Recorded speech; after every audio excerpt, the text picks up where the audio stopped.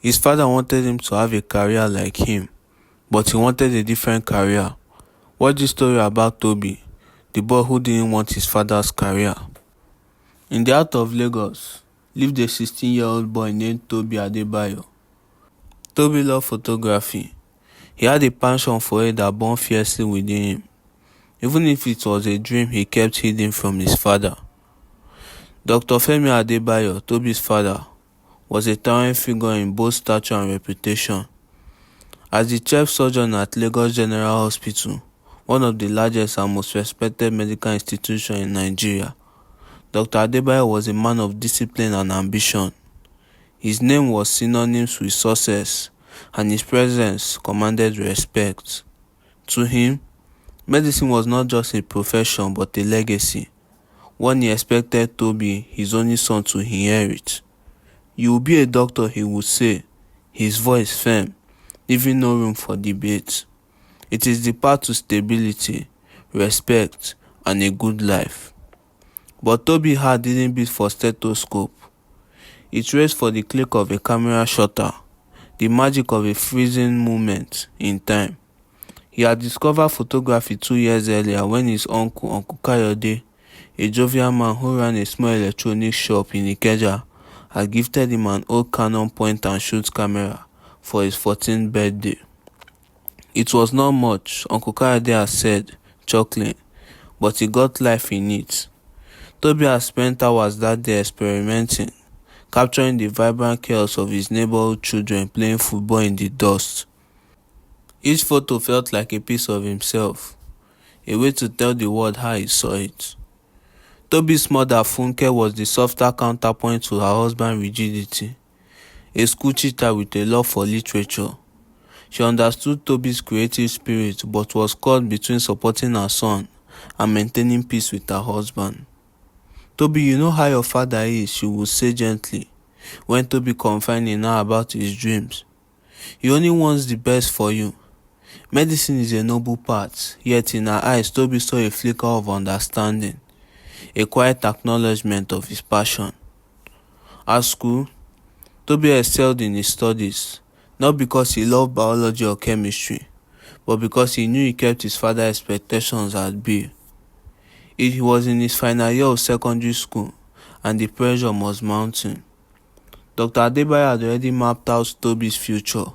He would study medicine at the University of Lagos, graduate with honors, and join him at the Lagos General Hospital.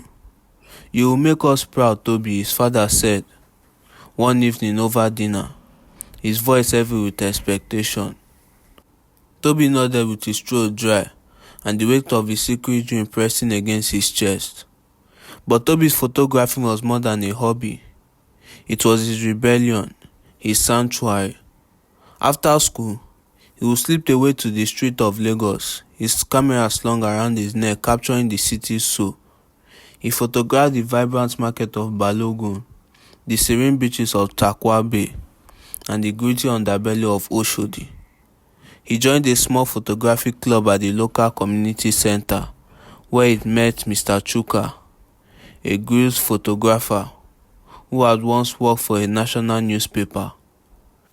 Mr. Chuka saw potential in Tobi's raw talent.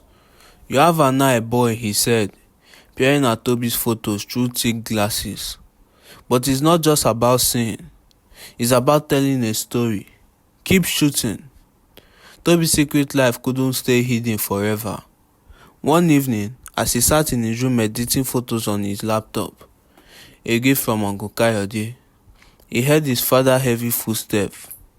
Dr. Adebayo burst in, holding a pamphlet for a medical entrance exam. "Tobi, have you been studying for this?" he demanded, his eyes scanning the room. They landed on the laptop screen, where he saw a vivid photo of a fisherman casting his net. Dr. Adebayo's face darkened. "What is this nonsense?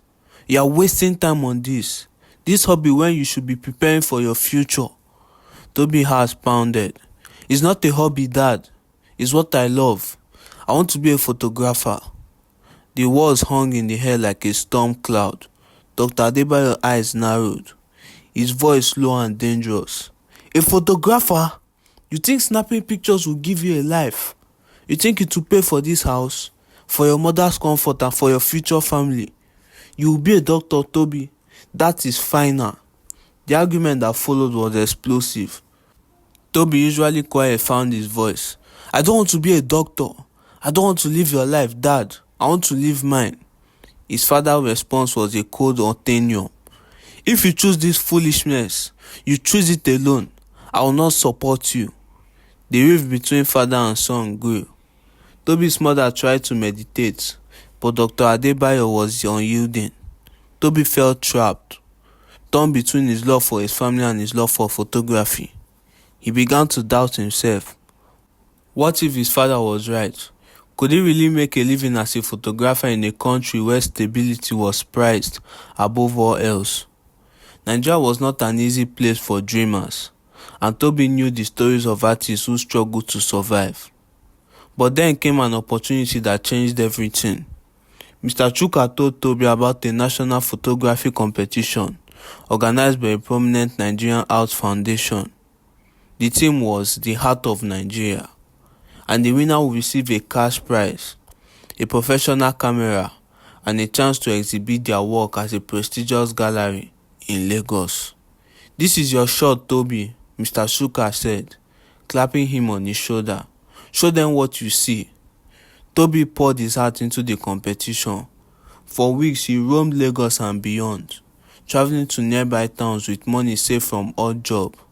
He photographed the resilience of a single mother selling akara by the roadside, the joy of the children dancing in the rain, the quiet dignity of an elder woman weaving baskets. Each photo was a piece of Nigerian soul, captured through Tobi's lens. He submitted his portfolio, a collection of 20 images, and waited, his acts a mix of hope and fear. At home, the tension with his father grew unbearable. Mr. Adebayo enrolled Tobi in a medical coaching class, ignoring his protest. Tobi attended, but his mind was elsewhere, dreaming of light and shadow, and of stories he wanted to tell. His mother noticed his growing silence and one evening sat him down. "Tobi, I know you love photography," she said, "but your father, he's seen too many people struggle. He wants you to have a perfect future." "I know, Mom," Tobi said, his voice breaking, "but I can't be something I'm not. Photography isn't just a hobby, it's who I am." Funke's eyes softened. "Then show him, Tobi. Show him what you can do." The day of the competition result arrived. Tobi sat in the community center with Mr. Chuka and other members of the photography club. When the organizer announced his name as the winner, the room erupted with cheers. Tobi could hardly believe it. His portfolio had captivated the judges with his raw emotion and vivid storytelling. Tobi Adebayo sees Nigeria with a heart that speaks, the head judge said, presenting him with the award. The victory was a turning point. Tobi's photos were exhibited in the gallery, drawing crowds of art lovers, journalists, and even few celebrities. His images sparked conversation about Nigerian beauty and struggles, earning recognition across the country. A local newspaper ran a feature on him, calling him the boy with the golden lens. Offers began to pour in: workshop, commission, even an invitation to study photography at a prestigious art institute in Abuja. But Tobi's greatest challenge remained at home. His father refused to attend the exhibition, dismissing it as a distraction. Tobi's heart ached, but he refused to give up. He saved his prize money and began working as a freelance photographer, taking on small gigs, weddings, portraits, events while continuing his studies. He balanced school with photography, determined to prove he could succeed on both terms. One day, Tobi received a call from a documentary filmmaker who had seen his work. The filmmaker was producing a project about healthcare workers in rural Nigeria and wanted Tobi to shoot the stills. The project would take him to remote villages, capturing the lives of doctors and nurses working under challenging conditions. Tobi hesitated. The irony wasn't lost on him. Photography was leading him into his father's world, but he accepted, seeing it as a chance to bridge their divide. For months, Tobi traveled across Nigeria, photographing doctors in makeshift clinics, nurses comforting patients, and community rallying around their healthcare heroes. The experience opened his eyes to the sacrifices his father made, the weight of his responsibilities. It also deepened his appreciation for storytelling. His photos didn't just document, they humanized, giving faces and stories to those often overlooked. When the documentary premiered, Tobi invited his parents to the screening. Dr. Adebayo attended reluctantly, his face impassive. As the film played, Tobi's photos flashed across the screen, powerful intimate images that grew gasps from the audience. One photo of a young daughter comforting a crying child lingered. Tobi had captioned it, "For my father who heals." When the lights came up, Dr. Adebayo's eyes were wet. After the screening, father and son stood outside the venue, the Lagos night alive around them. "I didn't understand," Dr. Adebayo said finally, his voice low. "I thought you were throwing your life away, but this is something." He paused, struggling with his words. "I'm proud of you, Tobi." It wasn't a full reconciliation, but it was a start. Over time, Dr. Adebayo began to see Tobi's photography not as a rejection of his values, but as an extension of them, a way of serving, of telling truth, of making a difference.